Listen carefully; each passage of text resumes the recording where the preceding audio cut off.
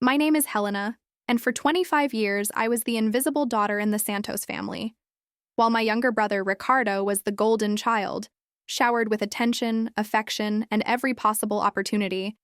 I was just a shadow moving silently through the house, barely noticed.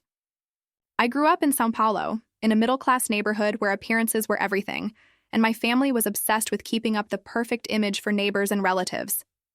From an early age, I learned that my presence was more of a burden than a blessing. While Ricardo got expensive gifts, designer clothes, and private lessons in English and tennis, I wore clearance sale outfits and taught myself everything I could. My mother, Marcia, would always justify the difference with phrases that cut through me like glass. Ricardo needs more support. He's got real potential. Or, Helena's more independent. She doesn't need as much attention. My father, Carlos, would just nod along as if my worth truly didn't measure up. I remember my 15th birthday like it was yesterday. I waited all day hoping for some kind of celebration, even a small one. Instead, my mom handed me a store-bought cake and said, "Happy birthday, sweetie. Oh, and don't forget, we're throwing Ricardo's birthday party next week at the country club."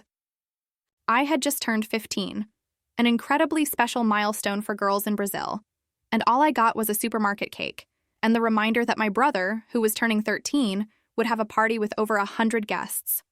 As I got older, the gap only grew wider. Ricardo was sent to one of the most expensive private schools in the city, while I stayed in public school. When college entrance exams came around, my parents paid for a $600 a month prep course for him. I had to rely on borrowed library books and self-study. "Helena's always been the studious one. She can handle it," my mom would say to her friends, as if neglect were somehow a compliment.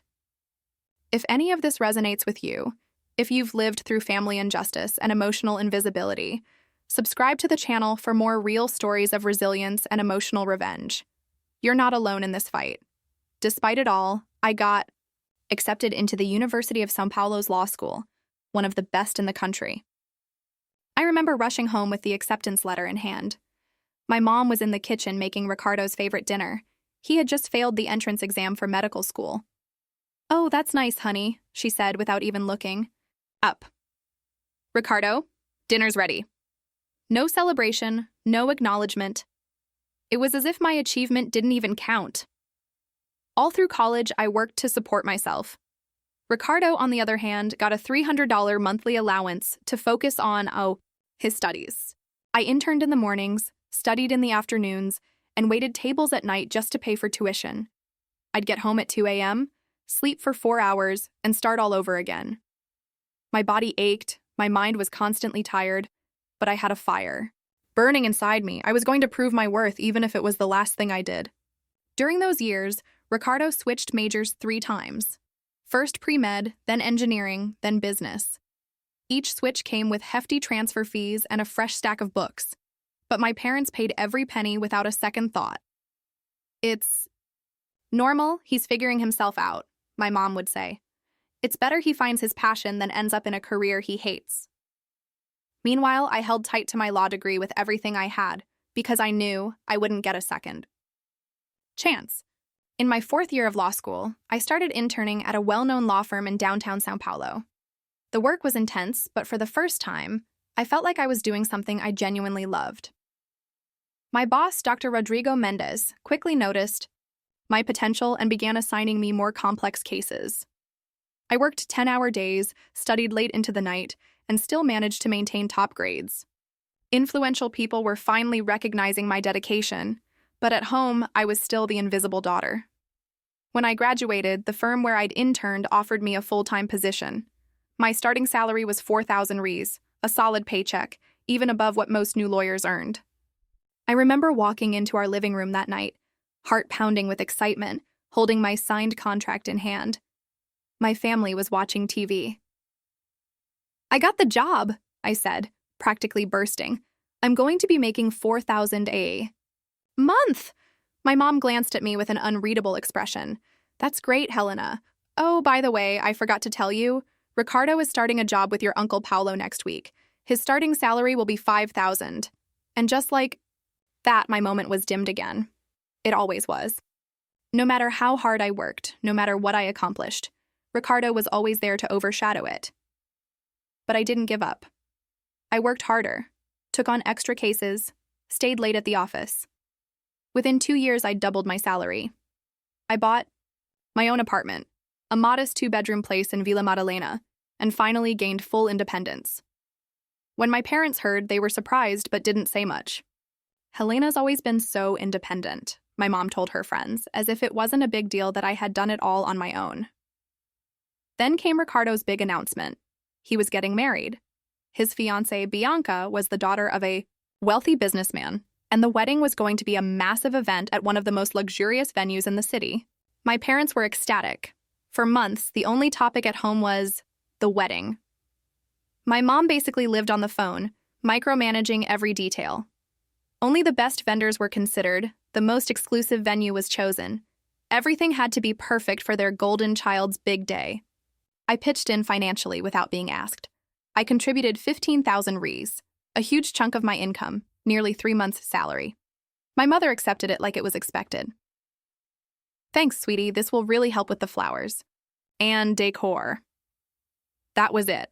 No special thank you. No acknowledgement of the sacrifice. It was like I was the family's personal ATM, always available, never appreciated. The weeks leading up to the wedding were exhausting. My mom was always on the phone, juggling florists, DJs, seating charts. I listened from a distance, hoping she'd invite me to help with the planning. I was the groom's sister. I had contributed. Money. I had always been there, even if I was treated like background noise. But the invitation never came. A week before the wedding, I was having dinner at my parents' house when the wedding came up again. My mom was showing photos of Bianca's dress, gushing about the floral arrangements. When I asked, just trying to be part of the moment, "Mom, are you going to introduce me to Bianca's family friends? There'll be a lot of important people there, right?" Her expression changed instantly. She glanced at my dad, then back at me, and that's when I knew something wasn't right. "Helena," she said in a tone I had never heard before, "there's something I need to talk to you about." My heart started to race. She took a deep breath and continued, "Look, sweetie, the wedding's going to be very elegant, very upscale. There will be a lot of important people, Bianca's family, Ricardo's colleagues. It's going to be a really sophisticated event, you understand?" I nodded slowly, still unsure where she was going with this. "And you... well, how can I put this? You don't quite match their social circle. The way you dress, the way you speak, your job. I just think you'd feel out of place among those people." Her words hit me like a punch to the gut. I couldn't believe what I was hearing. "Mom, what are you saying? I'm a lawyer. I have my own apartment. I contributed 15,000 Rs to this wedding." My voice trembled with disbelief and hurt. She sighed, as if explaining something obvious to a child. "Helena, being a lawyer isn't the same as being a business owner. You work for other people. You don't run your own firm. And your apartment, it's small, right? It's not like you're really successful." In that moment, it felt like my whole world crumbled. 25 years of being overlooked, of being the second choice, of fighting for every inch of recognition. And now she was telling me I wasn't good enough to even show up at my own brother's wedding. "So what are you saying?" I asked, already dreading the answer. "Well," she said, hesitating, "you can come to the church ceremony, of course, but it might be better if you didn't attend the reception. Or, if you really insist on going, maybe just stay in the background. Try not to mingle too much with the important guests." In the background. At my own brother's wedding. That word echoed in my mind like a scream. I had fought so hard to build my life, to earn my place, to be respected. I had sacrificed so much to support a family that treated me like a ghost. And now, I was being told to hide, as if I were some sort of embarrassment. My father, who had stayed silent up until that point, finally spoke. "Helena, your mother's right. You don't want to draw attention. This is Ricardo's day. It's not about you." Those words hurt in ways I didn't know were possible. My own father was agreeing that I should be hidden, like a family secret no one wanted to admit existed. I walked out of their house that night with my heart in pieces, but also with a fire in my chest I had never felt before. On the way back home, my mind raced. I had two choices: accept one more humiliation and show up at the wedding as a second-class guest, or make a move that would change everything forever. That night, I couldn't sleep. I replayed my entire life, every time I was dismissed, diminished, made to feel like I wasn't enough. I remembered all the nights I stayed up studying while Ricardo slept soundly, the weekends I spent working while he went out with friends, the money I saved just to help a family that treated me like a burden. That's when I made the decision that would change the course of my life. If they wanted to hide me, I was going to show up in a way they could never ignore. If my mother thought I wasn't high class enough, I would make every single guest see exactly who I was. If they thought I was just some ordinary lawyer, I was about to prove them all wrong. Over the next few days, I put my plan into action.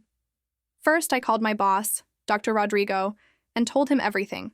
He was stunned by how I'd been treated and immediately offered to help. "Helena," he said, "you're one of the best attorneys I've ever worked with. Any family would be lucky to have a daughter like you." His words gave me the strength I needed to move forward. Dr. Rodrigo told me he had just received board approval to make me a partner at the firm, something he had planned to announce the following month. But given everything I'd shared, he decided to bring the conversation forward. "Helena, we want you as our new partner. You'll have profit shares, your own office, and your salary will triple." I could barely believe what I was hearing. At 27 years old, I was about to become a partner at one of the most respected law firms in São Paulo. But that was just the beginning of my plan. I knew I needed something even more powerful, something that would make my family, and every guest at that wedding, see exactly who I had become. That's when I remembered a high-profile case I'd recently won, defending a company against a multi-million-dollar labor lawsuit. My success had caught the attention of a major television network that was working on a feature about young, rising attorneys. I called the producer and explained my situation. They loved the story and agreed to fast-track the segment. Within 3 days, a film crew was at my office, shooting an in-depth interview about my career and biggest victories. The segment was scheduled to air on the country's top-rated Sunday night show, just 1 day after Ricardo's wedding. Meanwhile, I reached out to a few professional contacts to put another piece of my plan into motion. One of my clients was the head of marketing at a major cosmetics brand. They'd been searching for a new face to represent a campaign aimed at successful women. When they heard my story, they were immediately intrigued. The contract was generous, 100,000 reais per year, plus bonuses from ad campaigns. But the most powerful part? They wanted to launch the campaign at an exclusive media-covered event. And guess when that event was scheduled? The very Saturday of Ricardo's wedding. In the days leading up to the ceremony, I acted like nothing had changed. I still visited my parents, helped with last-minute wedding details, and pretended to accept my role as the invisible daughter. My mother seemed relieved I hadn't made a scene about being asked to stay in the background. She even thanked me for being so mature and understanding. Ricardo, on the other hand, barely acknowledged me. He was completely consumed with wedding logistics and the upcoming honeymoon in Paris, courtesy of our parents and Bianca's family. During the rare moments we spoke, he seemed uneasy, like he knew something was off but didn't want to face it. The day before the wedding, I went to the most exclusive salon in the city. I spent 2,000 reais on a full beauty package: hair, makeup, nails, everything. I wanted to look flawless for what was coming. That night, I carefully chose my outfit. It was a designer gown I had bought just for this occasion. Elegant but understated. Refined without screaming for attention. I wanted everyone there to see I belonged in that world just as much as anyone else. On the morning of the wedding, I woke up with a strange mix of nerves and resolve. I knew this day would mark a turning point, not just for me, but for the entire family. As I got ready, I thought back on every humiliation, every time I had been dismissed, silenced, or ignored. But not today. Today, I was going to show them exactly who I was. The church ceremony was beautiful. Ricardo looked sharp in his tuxedo and Bianca was glowing in her wedding gown. My parents were visibly emotional and beaming with pride. I sat quietly in the back pew, like any other guest, watching everything unfold from a distance. No one greeted me specially, No one introduced me to the VIP guests. I was, without a doubt, invisible. After the ceremony, everyone headed to the reception. The venue was breathtaking, elegantly decorated, exuding sophistication. There were over 200 guests, including business leaders, politicians, and high society figures from São Paulo. It was exactly the kind of event my mother had always dreamed of for her golden boy. I arrived at the reception about 30 minutes late, on purpose. I wanted to make sure the room was already full, the guests settled. As I entered the hall, a few people glanced over, curious, likely wondering who I was. My mother spotted me from across the room and gave a small, discreet wave, but she didn't come over to greet me. To everyone else, I was just another face in the crowd. During the cocktail hour, I kept to myself. I chatted politely with a few distant relatives and observed the scene quietly. My parents were busy playing hosts, introducing Ricardo and Bianca to everyone, proudly sharing the couple's plans for the future. I wasn't included in a single introduction, as if I didn't belong to the same family. Then came the moment I had been waiting for. The master of ceremonies took the microphone and announced that dinner would be served, followed by the traditional toasts from the parents of the bride and groom. My heart started to race. My time had come. I took a seat at one of the back tables, next to a few of Ricardo's co-workers, people I barely knew.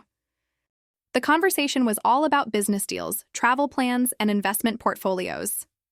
I chimed in here and there, keeping things respectful and low-key. A few guests asked what I did for a living, and I simply answered, "I'm a lawyer," offering no further detail. When it was time for the speeches, everyone stood and gathered around the head table, where the newlyweds and both sets of parents were seated.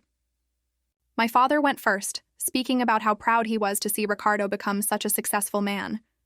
My mother followed, teary-eyed, gushing about the son she had raised and all his accomplishments. Neither of them mentioned my name, not even once. It was as if Ricardo were their only child. Then Bianca's parents took the microphone. They spoke warmly about welcoming Ricardo into their family and all the bright things ahead for the couple. The crowd applauded. The mood was perfect. It was a picture of family joy. And that was when I made my move. As everyone raised their glasses for the final toast, I quietly stepped up to the master of ceremonies and whispered something in his ear. He gave me a curious look, then nodded. "Ladies and gentlemen," he announced, "before we finish the toast, there's one more family member who would like to say a few words. The groom's sister, Helena Santos." A strange hush fell over the room. My mother looked at me with barely concealed panic. Ricardo looked lost, unsure of what was happening.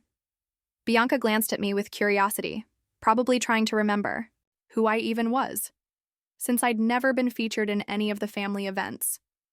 I took the microphone with steady hands, though my heart was pounding like a drum. My entire life had led to this moment. This was my chance to show them all who I truly was, to step out of the shadows and take my place in the light. "Good evening, everyone," I began, my voice clearer and stronger than I expected. "My name is Helena Santos. I'm Ricardo's sister." Many of the guests looked stunned. Some whispered among themselves, probably commenting that they had no idea Ricardo even had a sister. My mother was visibly uncomfortable, but she couldn't stop me without turning the situation into a bigger scandal. "I'd like to take this special moment," I continued, my voice calm but unwavering, "to tell you a little about my brother. Ricardo has always been the favorite child in our family. Since we were kids, he received all the attention, all the investment, and every opportunity. Our parents always believed he had more potential than I did. You could feel the tension in the air." Guests exchanged puzzled glances. Some looked intrigued, others visibly uncomfortable. My mother subtly gestured for me to stop, but I didn't flinch. While Ricardo had private schools, expensive tutors, a $300 monthly allowance, and all the support he needed to succeed, I've been working since I was 16. I paid for my own college education, working during the day and studying at night. I bought my own apartment, without a cent from anyone. Now the entire room was listening, fully engaged. The truth about the inequality in our family dynamic was landing hard. Ricardo's face turned bright red. He didn't know where to look. Bianca stared at him with a mix of surprise and something that looked an awful lot like disappointment. You know, I went on, my mother told me I shouldn't mingle with the important guests tonight because I wasn't on the same level as the rest of you. She suggested I keep to the background so I wouldn't embarrass the family. All. Wave of indignation rippled through the crowd. Several guests shot disapproving looks toward my mother. She looked pale, like she wanted to disappear. But I have a confession to make, I said, pausing for effect. Maybe my mother was right. Maybe I'm not on the same level as Ricardo, because next Monday I'll be officially named the youngest partner at Mendez & Associates, one of the most prestigious law firms in São Paulo. My salary will triple, and I'll have profit sharing in the firm. Silence. The room was completely still, all eyes locked on me, hanging on to every word. And that's not all, I continued. Tomorrow, I'll be signing a $100,000 annual contract to become the face of a major cosmetics brand. And next week, a feature on my legal career will air on the top-rated television show in the country. Now the murmurs had changed. They were whispers of admiration, respect. Faces that had looked past me before were now watching me in awe. A few business people in the room even began approaching me quietly, clearly eager to meet the successful woman who had just flipped the entire evening on its head. So, dear family, I said, turning my gaze directly to my parents, you were right. I'm not on the same level as Ricardo. I've gone further. And with that, I raised my glass. To Ricardo and Bianca, may you have all the happiness you deserve. The room erupted in applause. Guests came over to congratulate me, some praising my courage, others applauding my success. Businessmen handed me their cards, others invited me to lunch meetings. In just a matter of minutes, I had become the most interesting person in the room. My mother was devastated, but there was nothing she could do. Any attempt to scold me publicly would have only made things worse for her. My father looked stunned, like he couldn't fully process what had just happened. Ricardo was clearly embarrassed, but there was something else in his expression too, like he was genuinely impressed by who I'd become. But the most surprising reaction came from Bianca. She came over to me right after the toast and said, "Helena, I had no idea. What they did to you is awful. You're amazing, and I really hope we get to know each other better." It was clear. She was reevaluating the family she'd just married into.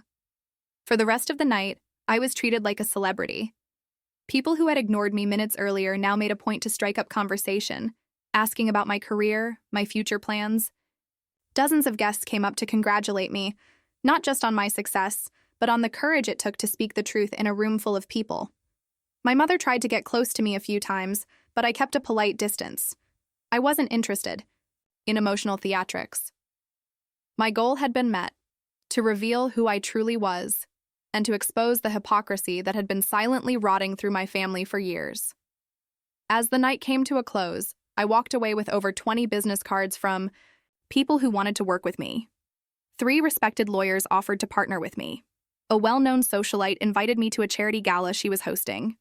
In just one evening, I'd built a network that most people would spend years trying to create. But the most meaningful moment came when a woman in her 40s approached me, visibly moved. She told me she'd been through something similar in her own family, and that my story had given her the strength to finally chase her own dreams. "You're an inspiration to all of us," she said, her eyes glistening with emotion. As I was getting ready to leave, Ricardo stopped me at the exit.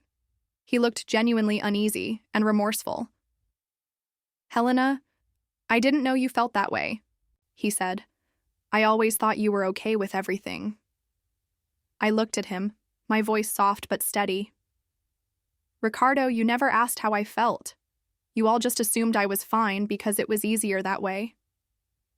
He lowered his gaze, clearly at a loss for words. "I'm sorry, sis, I really am." And for the first time in my life, I saw something real in his eyes. Vulnerability. Awareness. As if he was finally beginning to grasp the weight of what our family had put me through. "Ricardo," I said, resting a hand on his shoulder, "this wasn't about hurting you. This was about freeing myself. I truly hope you and Bianca find happiness, and that you raise your children differently than we were raised." He nodded slowly, still shaken, but clearly absorbing every word. Then my mother approached, clearly anxious.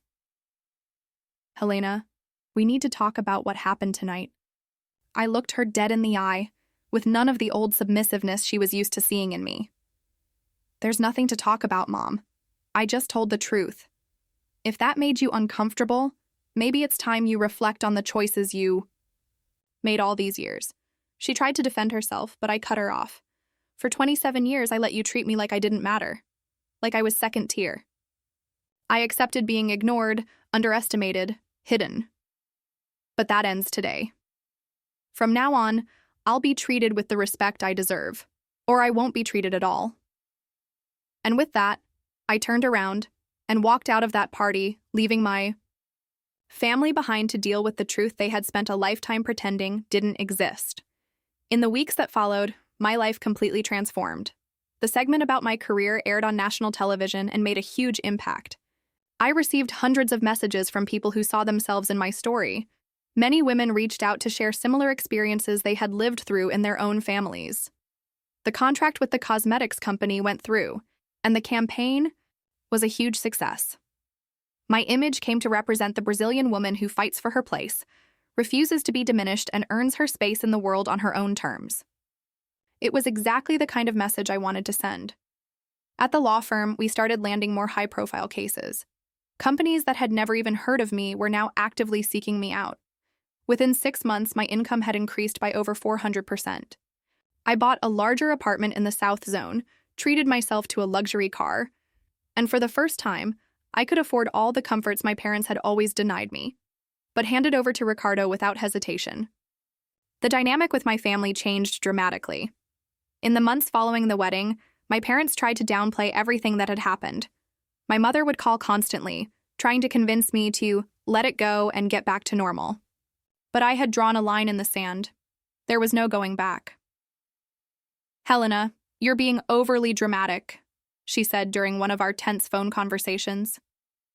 "We've always loved you just as much as Ricardo. You were just more independent. You didn't need as much attention." It was remarkable how easily she twisted the truth to escape accountability.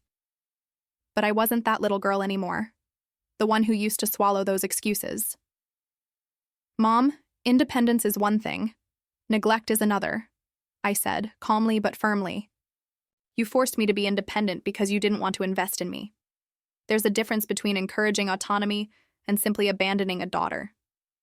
She went quiet for a moment, likely searching for another excuse. Then something happened that completely shifted the balance. 3 months after the wedding, Ricardo was fired from his job at Uncle Paulo's company. Apparently, he had gotten too comfortable, convinced that family connections would shield him from consequences. But my uncle was a serious businessman, and he wasn't about to bankroll his nephew's carelessness forever. Ricardo's firing coincided with problems in his marriage. Bianca, raised in an affluent household and used to a certain lifestyle, began questioning her husband's decisions. During the engagement, she had been sold the idea that Ricardo was a promising young entrepreneur with a brilliant future. Reality hit her like a brick wall. My parents panicked. For the first time, their golden child was facing real challenges, and they had no idea how to fix it. Ricardo tried applying for other jobs, but in the real world, without the family safety, his lack of experience and discipline quickly became major obstacles. That's when I got an unexpected phone call from my father. He had never called me before to ask for help or talk about anything serious. Our relationship had always been shallow, marked by his indifference to both my struggles and my victories. But now, with Ricardo in crisis, he needed the daughter he had spent decades ignoring. "Helena," he said, trying to sound casual, "do you think you could talk to some of your contacts? See if there's any opportunity for Ricardo? You know a lot of important people now, right? Maybe you can help your brother." The irony was rich. The very network they had once tried to keep me from building was now seen as the golden lifeline to save their favorite child. I stayed quiet for a few seconds, letting it all sink in. My entire life, I had been the daughter who didn't need help, the one who could figure things out on her own, the one who was strong enough to face anything. And now, when they needed something, they suddenly remembered I existed. "Dad," I said calmly, "do you remember when I needed help paying for college? Or when I was desperately searching for an internship and no one in this family even asked how the interviews were going?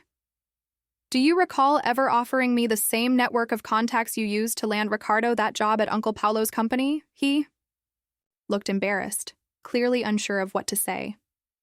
Honey, this is different, he finally muttered. You're in a better position now. You can afford to help the family. It was always like that. When I needed something, it was my problem. When Ricardo needed something, it became a family emergency. I'll think about what I can do, I said, making no promises. But I need you to understand something.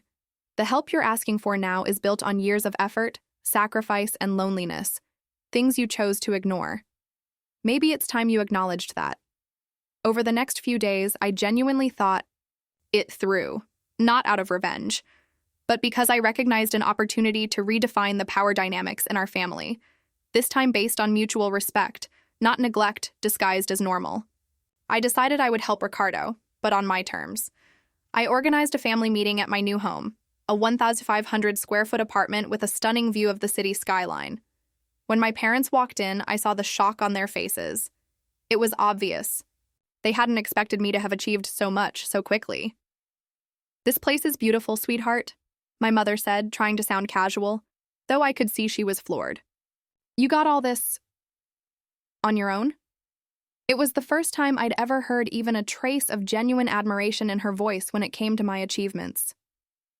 Yes, Mom, I replied. I got all this by working 16-hour days, by taking cases no one else wanted, by studying until sunrise, by proving myself every single day. That's what happens when you have no safety net and have to build everything from scratch. Ricardo looked deeply uncomfortable, but also genuinely impressed. Bianca, who had come with him, watched me with a kind of curiosity and respect I hadn't seen from her before. I called you all here because Dad asked me to help Ricardo find a job, I said, getting straight to the point. And I'm willing to do that. But there are a few things that need to be clear between us. They all looked at me, bracing themselves, probably expecting me to make some humiliating demand as payback. First, I continued, I want all of you to acknowledge the way I've been treated my entire life. I'm not asking for dramatic apologies. I just want an honest recognition of how things were. My mom opened her mouth to interrupt, but I raised a hand. Second, from now on, I want to be treated as an equal member of this family. No more hiding me at events, no more dismissing my voice in conversations, no more downplaying my achievements. My dad seemed to be taking it in slowly. And third, I concluded, I need you to understand that my help is not a given. It's an act of goodwill, one that can and will be withdrawn the moment you revert back to the old ways. The silence that followed was tense, but necessary. It was the first time in my life I had set clear boundaries with my family. The first time I demanded the respect I should have always been given. Bianca was the first to speak. Helena, I think your terms are more than fair. Honestly, I think you're being incredibly generous considering everything you've been through. Then Ricardo finally spoke up. Sis, you're right about everything you said. I never really stopped to think about what you went through. I always just assumed it was normal that you handled everything on your own while I got all the help. That was selfish of me. His honesty caught me off guard. Maybe the struggles he had been facing finally opened his eyes to the reality I had always lived. My mother looked visibly uneasy, but I could see she was beginning to grasp the weight of it all. Helena, I never realized you felt that way. I always thought you were stronger, that you didn't need as much affection. It was the closest I had ever come to hearing something like acknowledgement from her. Mom, I said softly, being strong doesn't mean someone doesn't deserve love and support. Strength is what you develop when you're forced to survive without those things. There's a big difference between the two. She lowered her eyes, clearly reflecting on my words.